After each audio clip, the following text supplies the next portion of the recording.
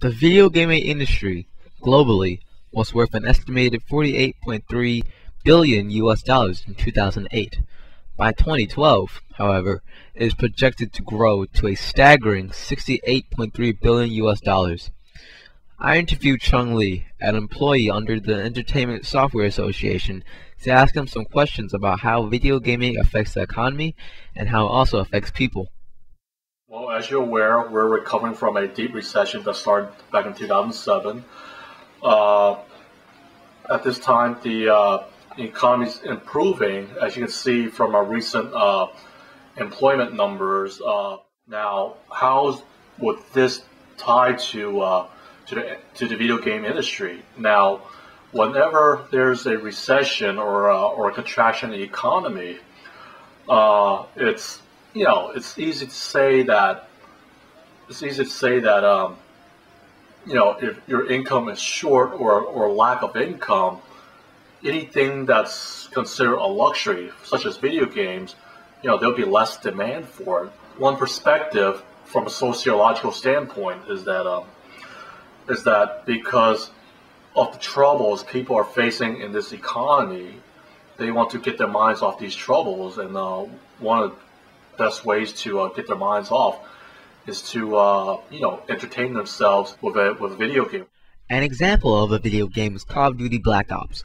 Developed by the company Treyarch and published by Activision, Call of Duty Black Ops reached $650 million worldwide in its first 5 days, surpassing its predecessor, Call of Duty Modern Warfare 2, with it totaling $550 million in its first 5 days. In 1 month of sales, however, Call of Duty Black Ops surpassed $1 billion, a record-smashing profit.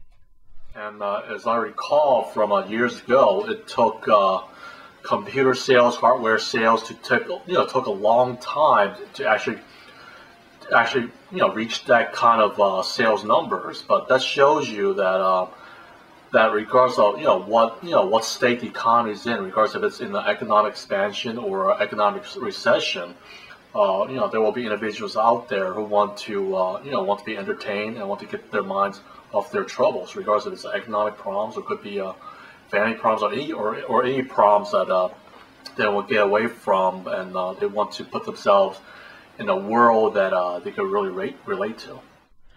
About 2 or 3 years ago, there have been news of violent crimes being committed by people who have been playing violent video games. In this case, Grand Theft Auto 4 and its predecessors, who have sold a combined total of 122 million copies for all of their games.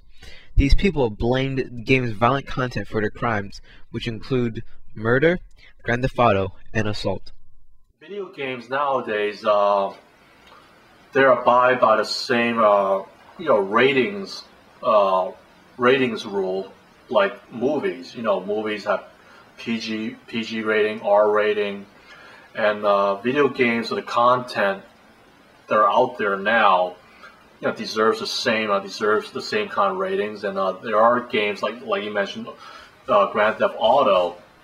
Those kind of games actually it kind of entices individuals, most likely folks in their adolescence, or teenagers, to do things that they shouldn't be doing. Give them bad influences.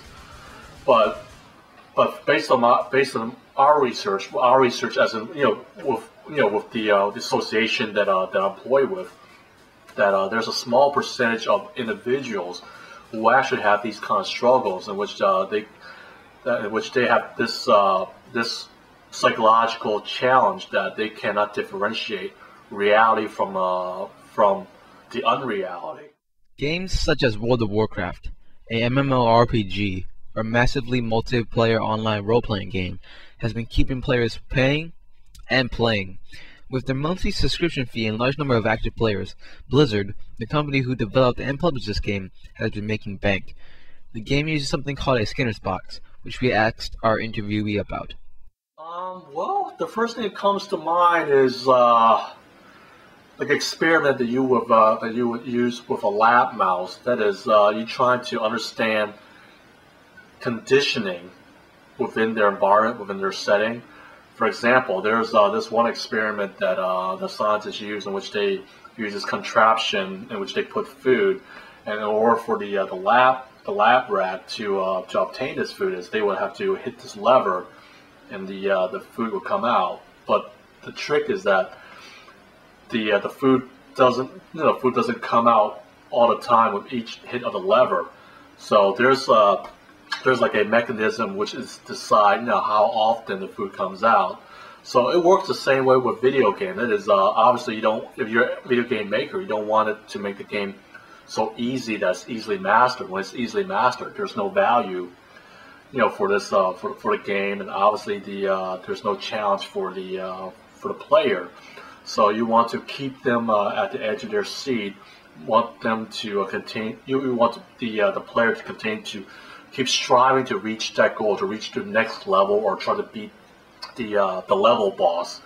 And by making it tough enough to give them a challenge, but also fair enough that that it's beatable. Sometimes when you able to advance to the next level, you get that sense of achievement, and you want to you want the player to feel a sense of achievement, but also a significant amount of challenge to get them glued. This has been Ken Lee, reporting for School of Art Walls.